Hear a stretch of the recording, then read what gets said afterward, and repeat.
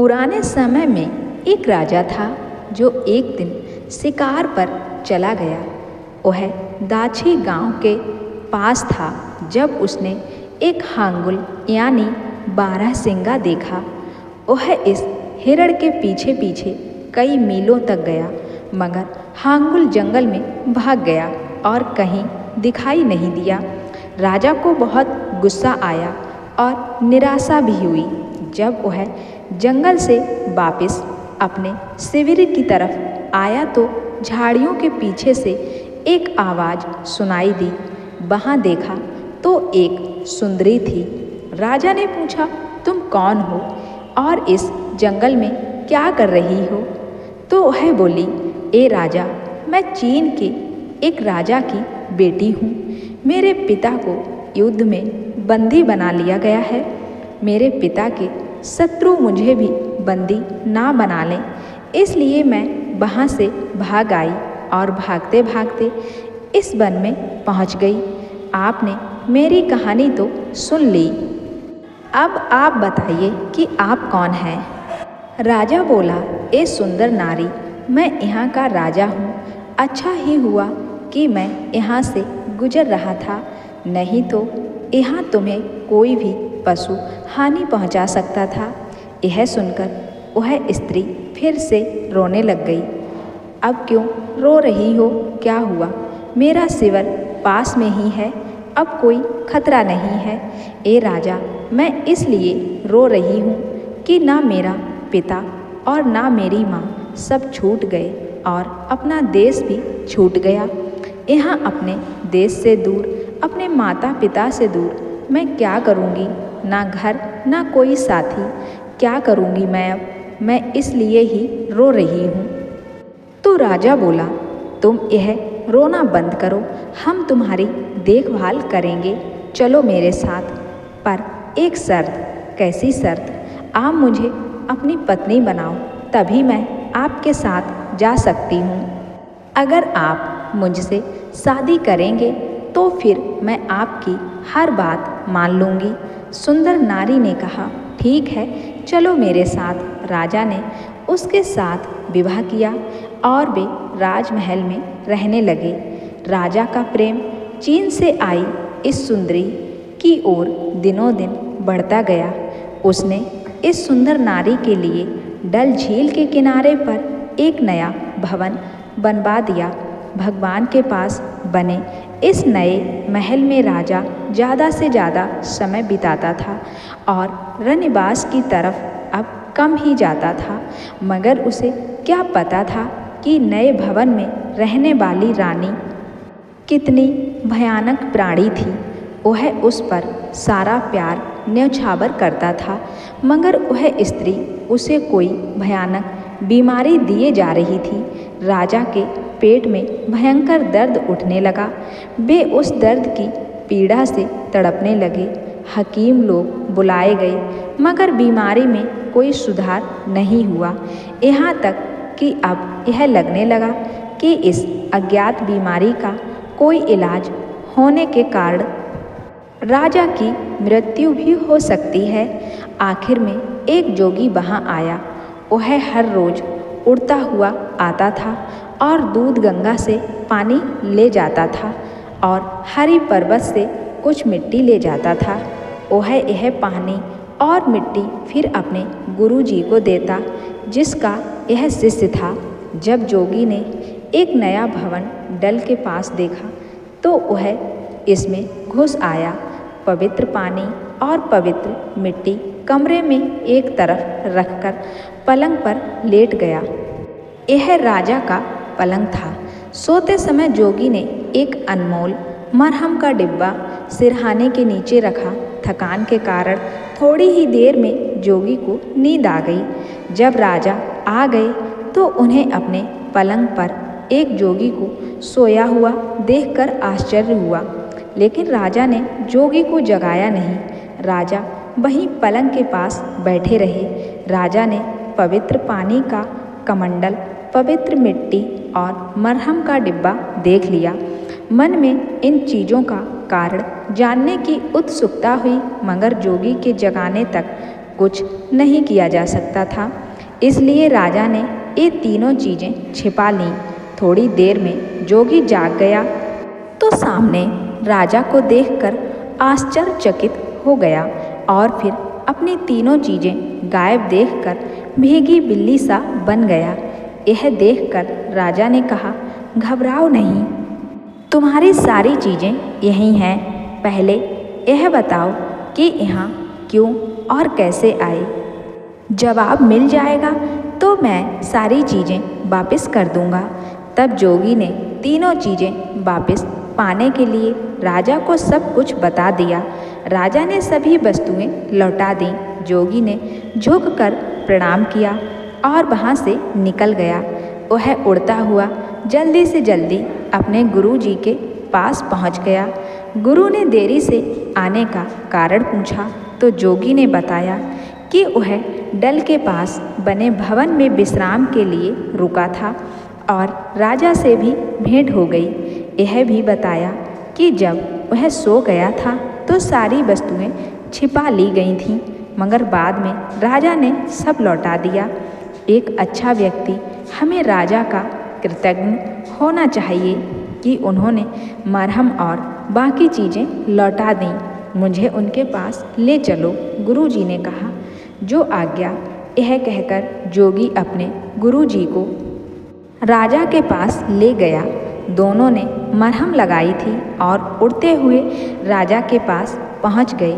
ए राजन, मेरे गुरु जी महान ज्ञानी और ऋषि आपको आशीर्वाद और धन्यवाद देने आए हैं कि आपने वे सभी पवित्र वस्तुएं मुझे लौटा दी थीं। दंडवत प्रणाम करते हुए राजा ऋषि के सामने औंधे मुँह गिर पड़ा। ए ऋषि महाराज, मुझ पर कृपा करें। मेरे पेट में ऐसी बीमारी हुई है जिसका इलाज किसी भी वैद्य या हकीम के पास नहीं है। यदि आप मुझे इस बीमारी से बचा लें तो मैं जन्म जन्मांतर तक आपका आभारी रहूँगा। मुझे अपने शरीर की जांच करने दीजिए, ऋषि ने कहा। हाँ महाराज। राजा के शरीर की जांच करते हुए ऋषि ने पूछा, क्या आपने कुछ दिनों पहले विवाह किया है? जी हाँ। राजा ने ऋषि को सारी कथा सुनाई कि कहाँ और कैसे चीन से आई हुई वह सुंदर स्त्री उन्हें मिली थी और कैसे उनका विवाह हुआ, कैसे यह नया भवन बना, आदि आदि। यह सुनकर ऋषि ने कहा, ओ राजन, आप सच में ही एक भयानक रोग से ग्रस्त हैं।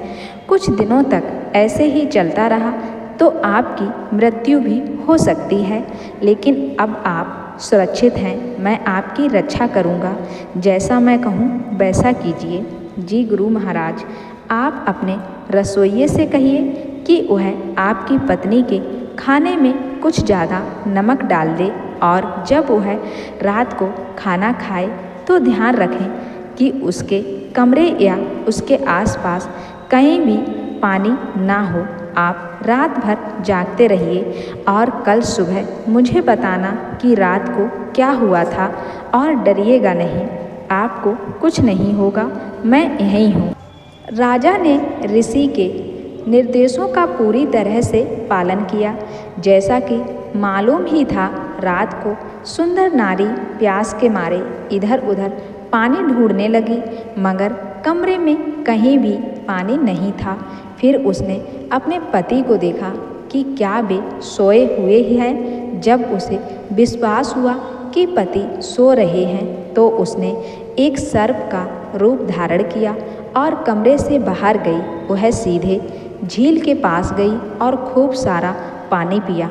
अपनी प्यास बुझाने के बाद जब वह कमरे में वापस आ गई तो फिर से एक सुंदर नारी बन गई और पलंग पर सो गई। राजा ने यह सब देख लिया था और सुबह होते ही उसने यह सब ऋषि को बताया। मैं जानता था यह एक स्त्री नहीं बल्कि एक अति विषैली नागिन है। यदि 100 वर्ष तक किसी सर्प या सर्पड़ी पर मनुष्य की नज़र ना पड़े तो उसके सिर पर एक शिखर निकल आता है और वह एक शाहमार बन जाता है। यदि उसके बाद भी उस पर किसी मनुष्य की नज़र ना पड़े तो वह अजगर बन जाता है। यदि 300 वर्षों तक किसी मनुष्य की नज़र ना पड़े तो वे विहल नाग या नागिन बन जाते हैं। ऐसी विहल नागिन के पास प्रचंड शक्ति होती है। यह अपनी मर्जी से अपना रूप कभी भी किसी समय बदल सकती है और एक स्त्री का रूप धारण कर सकती है ताकि किसी पुरुष के साथ रह सके। राजन, आपकी पत्नी भी एक सर्पिणी है। पहले इसके बारे में कोई ज्ञान प्राप्त हुआ होता तो मैं उसे उस वन से लेकर नहीं आता। क्या अब उससे बचने का कोई उपाय हो सकता है? अवश्य, मगर आपको धीरज से काम लेना होगा। उसे यह आभास ना हो कि कुछ किया जा रहा है। आप उससे वैसा ही बर्ताव करें जैसा पहले से करते आए हैं। यदि उसे कुछ संदेह हुआ तो वह एक फुफकार में सारा नगर भस्म कर देगी, इसलिए सावधानी से रहें। इस बीच आप लाख का एक घर बनवाइए, उस पर सफ़ेदी करवाइए ताकि लाख की लाली छिप जाए। घर छोटा हो, इसमें 4 कमरे हों और खाना खाने के लिए एक ऐसा भोजन कक्ष हो जिसमें एक बड़ा सा तंदूर हो। तंदूर के ऊपर ढक्कन हो। इस लाख के घर बनते ही आप कहना कि हकीम ने आपको 40 दिनों तक सबसे दूर उस घर में अकेले रहने को कहा है। आपके पास कोई नहीं आएगा सिवाय उस पत्नी के। सब कुछ वैसा ही किया गया जैसा कि ऋषि ने कहा था। सुंदर स्त्री बड़ी प्रसन्न हुई कि उसके पति अकेले रहेंगे और केवल उसको ही उसके पास जाने की अनुमति होगी। वह उनकी सेवा करेगी, उसके साथ अकेले समय बिताएगी। ऐसा ही हुआ। वह घर के सभी काम खुद करती थी। ऋषि की सलाह से एक दिन राजा ने इस सुंदर नारी से तंदूर में कुछ बढ़िया सी नान बनाने को कहा। जब वह तंदूर में नान की रोटियां रख रही थी तो इस विषैली सर्पिणी से मुक्त होने के लिए राजा ने उसे तंदूर में ही धकेला और ढक्कन बंद कर दिया। उसके बाद राजा लाख घर से बाहर आ गया और उनके सेवकों ने इस मकान में आग लगा दी। तभी वहाँ ऋषि आ गए। आपकी जान बच गई राजन।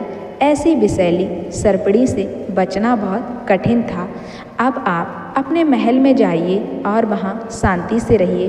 तीसरे दिन हम यहाँ इसी स्थान पर दोबारा आएंगे। तीसरे दिन राजा और ऋषि उसी स्थान पर आ गए जहाँ पर लाख का घर बनवाया हुआ था। मकान जलवाया गया था। वहाँ कुछ नहीं था सिवाय राख के। आप इस स्थान को ध्यान से देखो, यहाँ आपको कुछ मिलेगा। ऋषि ने राजा से कहा, क्या? एक छोटा सा चिकना गोलाकार कंकड़। थोड़ी देर ढूंढने के बाद राजा ने कहा, जी ऋषि महाराज, यहाँ पर एक छोटा सा चमकता हुआ कंकड़ है। अब यहाँ यह राख है और यह कंकड़ भी। आप अपने पास क्या रखोगे राजन? यह कंकड़। राजा ने उत्तर दिया, बहुत अच्छा, तब फिर मैं यह राख ले जाऊंगा। उसके बाद ऋषि ने सारी राख इकट्ठी करके एक पात्र में डाल दी और वह कंकड़ राजा को दे दिया। राजा अपने महल की तरफ गए और ऋषि भी वहाँ से चले गए। कुछ ही दिनों में राजा का रोग ठीक हो गया। वे पहले जैसे स्वस्थ हो गए और पहले की तरह ही फुर्ती से अपना काम करने लगे। सभी दरबारी और प्रजा प्रसन्न हो गई कि राजा ठीक हो गए। ऋषि ने जो कंकड़ राजा को दिया था वह संग पारस में बदल गया। राजा बहुत देर तक उस पारस पत्थर को देखते रहे और ऋषि के बारे में सोचते रहे। फिर उन्होंने अपने कुछ सेवकों को ऋषि और जोगी को ढूंढने के लिए भेजा ताकि वे उनका धन्यवाद कर सकें। लेकिन ऋषि और जोगी को सेवक ढूंढ नहीं पाए। वे कहीं दूर निकल गए थे। राजा के देश की सीमाओं के बाहर संभवतः हिमालय की किसी ऊंची गुफा में।